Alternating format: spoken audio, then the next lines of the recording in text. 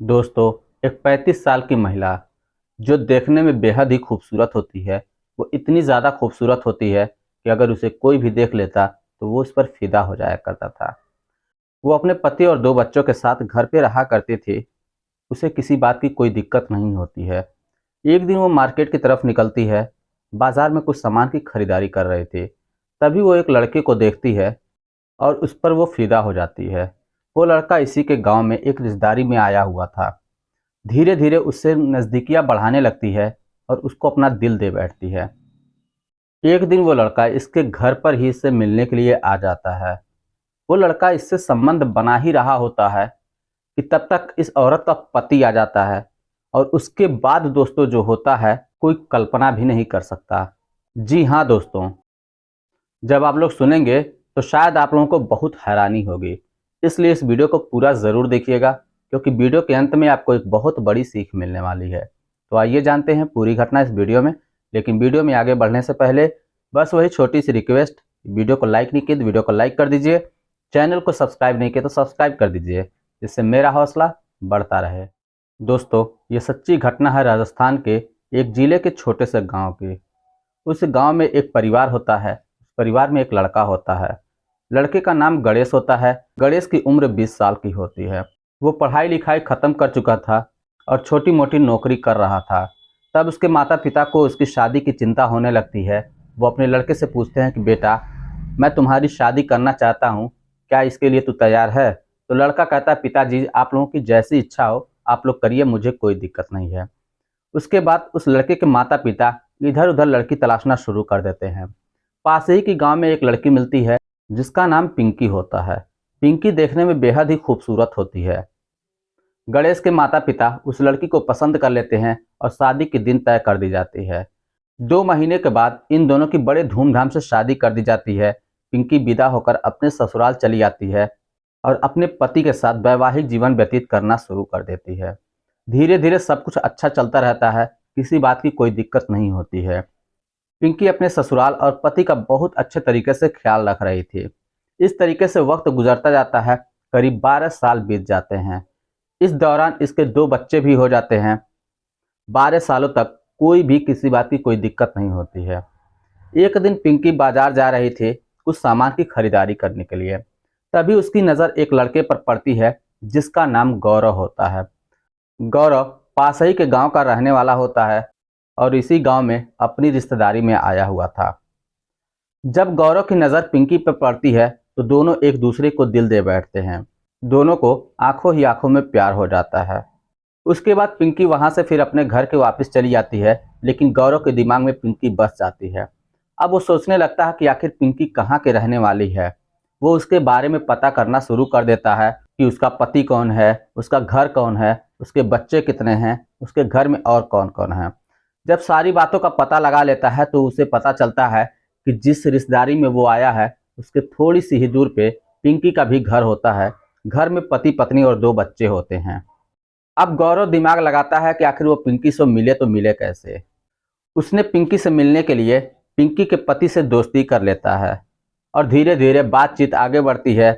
फिर वो पिंकी के घर पे आना जाना शुरू कर देता है। लेकिन पिंकी का पति जो गणेश होता है वो इस बात से बिल्कुल अनजान होता है कि गौरव आखिर उसके घर पे क्यों आ रहा है। वो ये समझता है कि उसके घर के बगल में ही इसकी रिश्तेदारी है, इस नाते वो हमारा भी रिश्तेदार हुआ। जब भी गौरव गणेश के घर पे पहुंचता था तो गणेश गौरव की बहुत खातिर भाव करता था, चाय पानी पूछता था। और गणेश के दिमाग में कोई ऐसी बात नहीं चल रही थी कि गौरव उसकी पत्नी को देख कर आ रहा है। धीरे धीरे वक्त गुजरता है और गौरव का आना जाना अब ज्यादा हो जाता है। गौरव इतना ज्यादा घुल मिल गया था कि गणेश को जरा सा भी पता लगने नहीं देता कि वो उसकी पत्नी पिंकी पर फिदा है।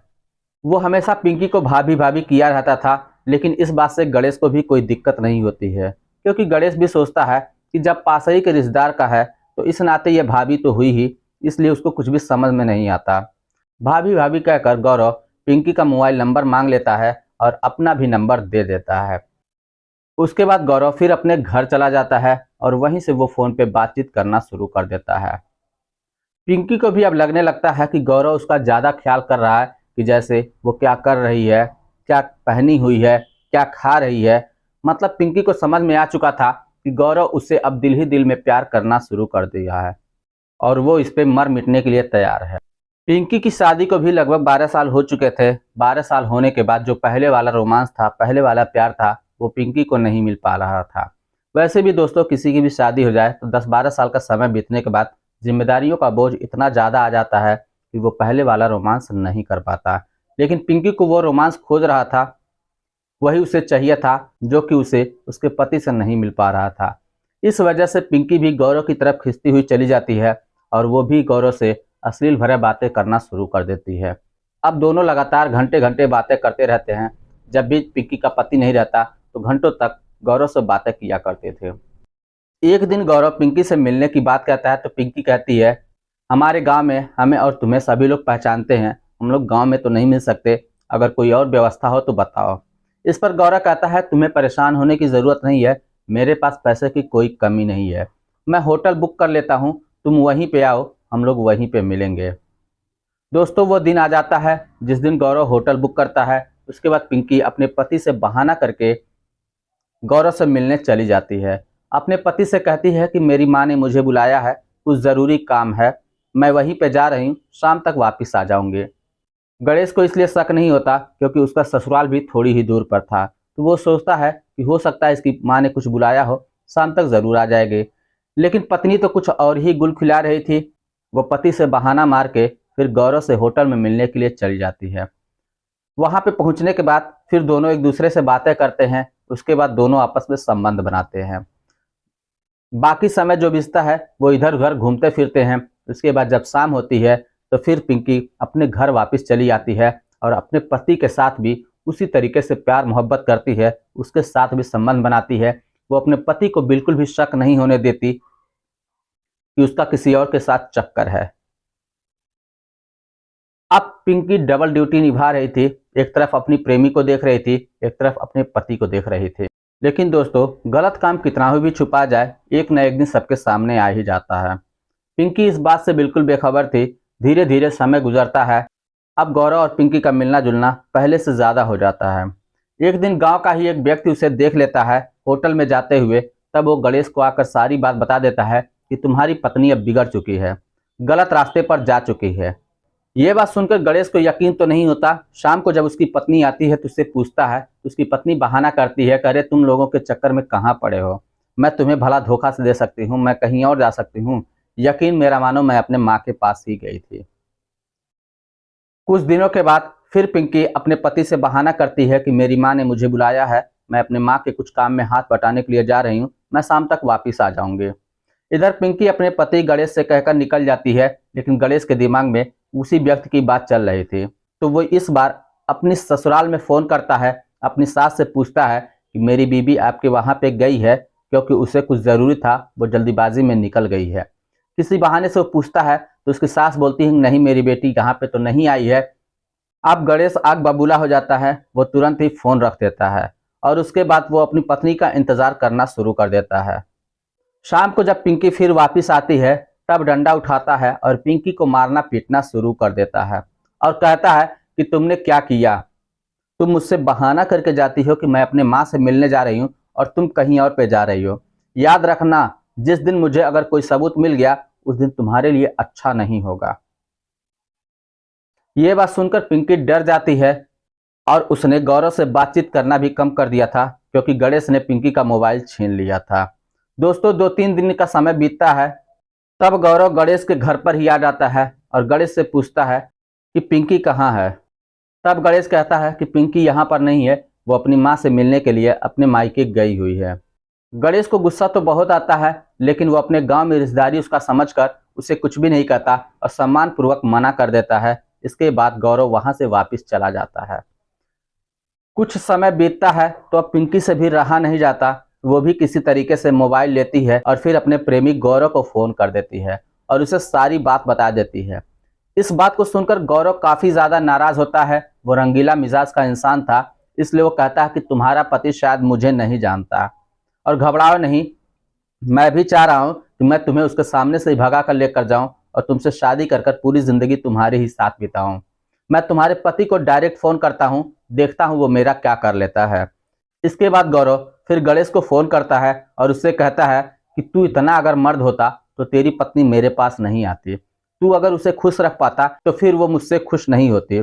मैं तुम्हारी आंखों के सामने आऊंगा और आज पहली तारीख है, आज ही की रात मैं तुम्हारे घर पे आऊंगा, तुम्हारी आंखों के सामने उसे लेकर भाग जाऊंगा। तुम कुछ भी नहीं कर सकते। दम हो तो तुम मुझे रोक कर दिखाना। अब ये बात सुनकर गणेश को काफी गुस्सा आता है, लेकिन तब तक फोन कर चुका था।